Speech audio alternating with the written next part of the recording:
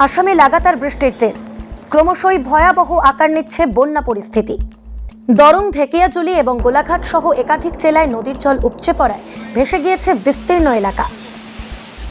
দরং জেলার মঙ্গলদইয়ে নোনাই নদীর বাঁধ ভেঙে অন্তত 20টি গ্রাম প্লাবিত হয়েছে। প্রবল স্রোতে তলিয়ে গিয়েছে বাড়িঘর, কৃষিজমি এবং রাস্তাঘাট।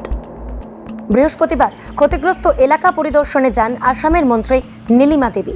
প্রশাসনের তরফে দ্রুত উদ্ধার এবং ত্রাণ কার্যক্রম চালানোর আশ্বাস দেওয়া হয়েছে।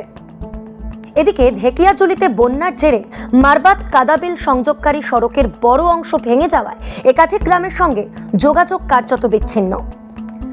নিত্য প্রয়োজনীয় পরিষেবা ব্যাহত হওয়ায় চরম দুর্ভোগে পড়েছেন সাধারণ মানুষ।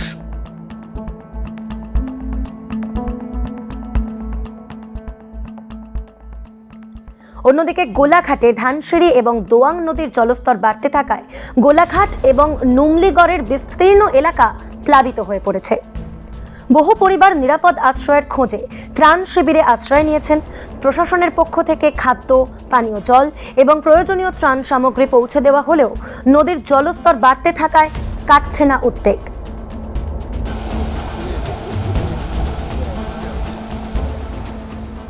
3 दिन से पानी में हम डूबा हुआ है, स्कूल में है, पानी कमा भी नहीं है अभी।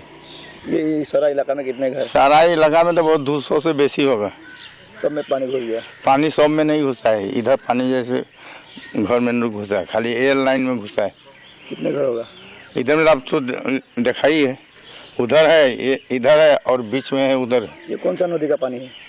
अब नदी है अपना धनेश्वरी। আসামে বন্যা পরিস্থিতি এখনো উদ্বেগজনক।